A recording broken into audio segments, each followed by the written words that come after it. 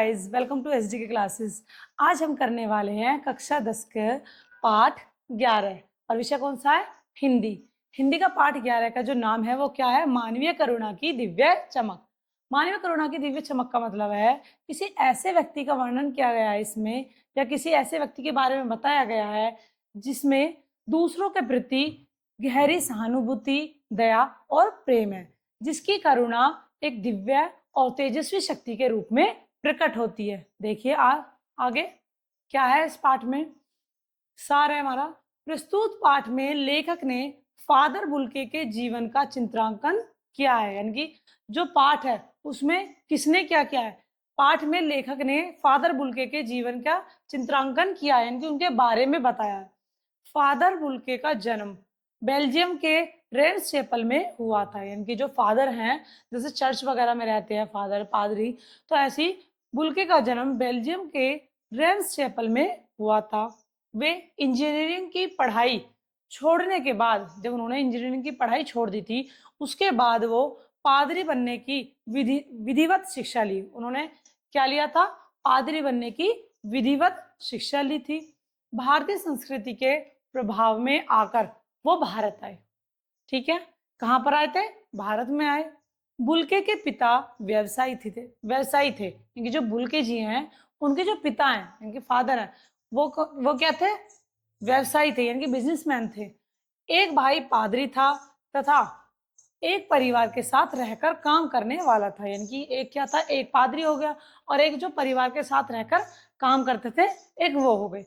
ठीक है, एक बहन भी थी, और उनकी एक क्या थी? एक बहन भी थी जिसने बहुत दिन बाद शादी की। उनकी बहन ने क्या की थी? बहुत दिन बाद शादी की थी।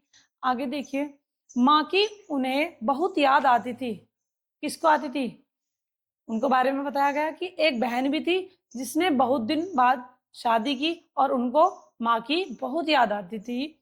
उनकी चिट्ठियां अक्सर उनके पास आती रहती थी। आगे, उन पत्रों को वो अपने मित्र रघुवंश को हमेशा दिखाते रहते थे। किसको दिखाते थे? अपने मित्र रघुवंश को दिखाते रहते थे, वो जो उनके पास चिट्ठी आती थी।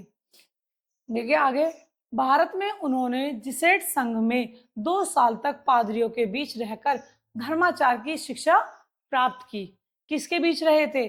जो पादरी पहले से होते हैं उनके बीच में रहकर उन्होंने शिक्षा प्राप्त की, और 9 से 10 वर्ष लग गए उन्हें, यानी कि 9 से 10 साल दार्जिलिंग में रहकर अध्ययन कार्य किया, यानी कि उन्हें पादरी की जो शिक्षा प्राप्त की थी, तो उसमें उन्हें कितने साल लग गए थे? कितने वर्ष लग गए थे? 9 से 10 साल। और वो उन्होंने कहाँ पर ली थी? दार्जिलिंग में रहकर ली थी।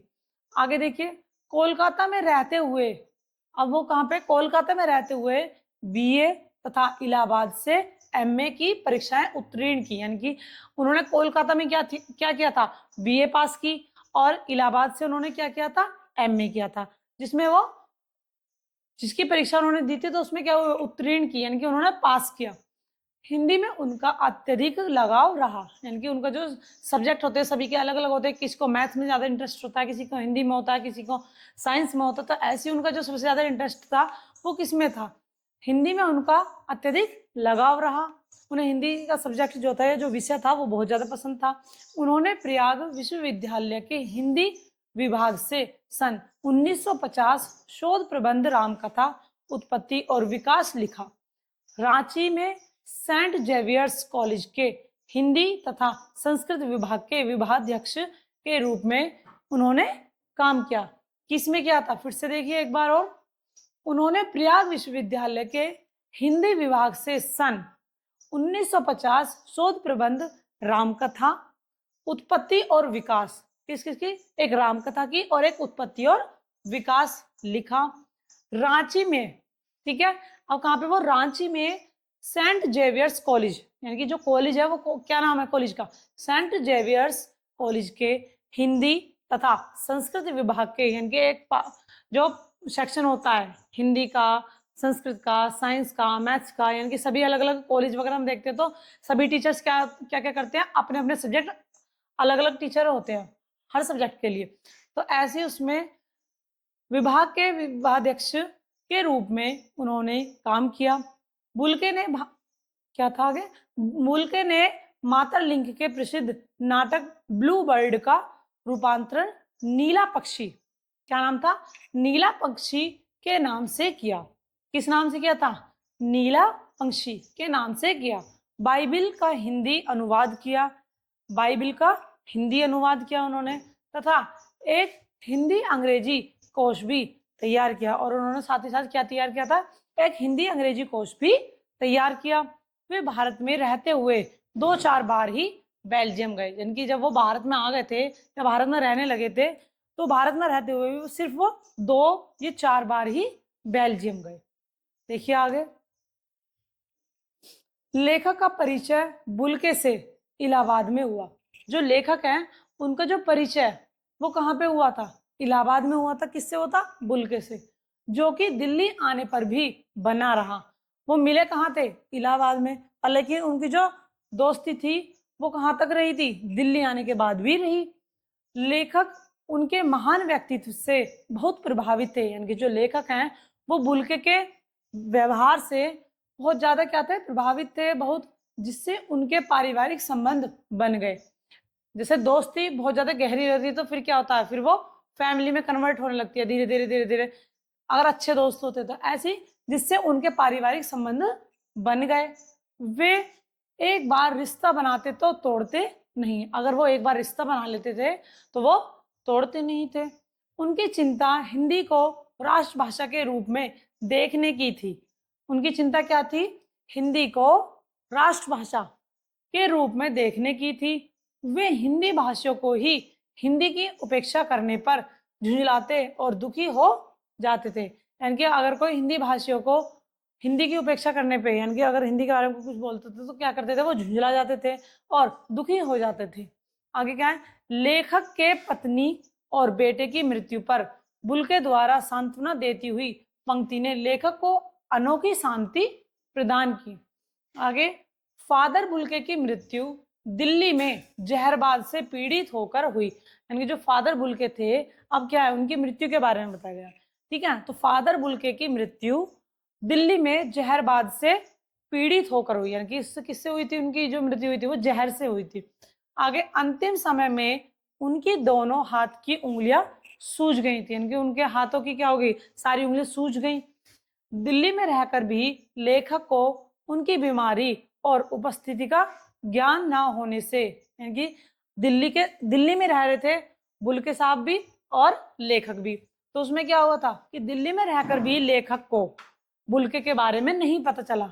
ऐसी तो बोला है इसमें कि दिल्ली में रहकर भी लेखक को उनकी बीमारी और उपस्थिति का ज्ञान ना होने से अफसोस हुआ उन्हें, मतलब बाद में बहुत ज्यादा दुख हुआ जब उन्हें पता चला।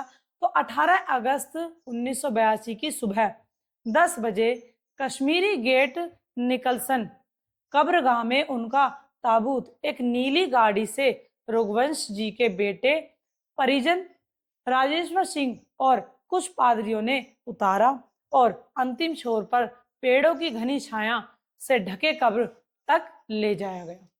ठीक है, एक बार फिर से देख लेते हैं यहाँ से थोड़ा सा कि 18 अगस्त 1982 की सुबह 10 बजे कश्मीरी गेट निकलसन कब्रगाह में उनका ताबूत एक नीली गाड़ी से, यानी कि जब उनकी डेड बॉडी जा रही थी वो क्या था? एक नीली गाड़ी से रघुवंश जी के बेटे परिजन राजेश्वर सिंह और कुछ पादरियों ने उतारा।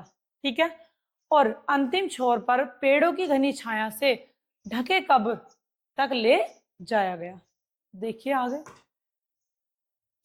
वहां उपस्थित लोगों में जैनेन्द्र कुमार, विजेंद्र स्नातक, अजित कुमार, डॉक्टर निर्मला जैन, इलाहाबाद के प्रसिद्ध वैज्ञानिक डॉक्टर सत्यप्रकाश, डॉक्टर रघुवंश, मसीही समुदाय के लोग और पादरी गण थे। यानी कि वहां पे बहुत ज्यादा जो फेमस लोग थे वो थे। ठीक है, आगे, फादर बुल्के के मृत शरीर को कब्र पर लिटाने के बाद रांची के फादर, यानी कि अब कहाँ के हैं? जो रांची है, रांची के फादर पास्कल तोयना ने मसीही विधि से अंतिम संस्कार किया। ठीक है, जो पादरी जिस चर्च वगैरह में होते हैं पादरी फादर जो होते हैं, तो कहाँ के फादर आए थे? जो रांची में रहते थे। तो रांची के फादर पास्कल तोयना ने, इनका नाम है पास्कल तोयना ने मसीही विधि से अंतिम संस्कार किया उनका और सबने श्रद्धांजलि अर्पित की। लेखक के अनुसार फादर ने सभी को जीवन भर अमृत पिलाया था, यानी कि जो लेखक है उनके हिसाब से अगर देखा जाए कि फादर ने क्या किया था या बुल्के साहब ने क्या किया था कि फादर ने सभी को जीवन भर अमृत पिलाया, फिर भी ईश्वर ने उन्हें जहरबाद द्वारा मृत्यु देकर अन्याय किया, यानी कि उनकी मृत्यु इस तरीके से नहीं होनी चाहिए थी।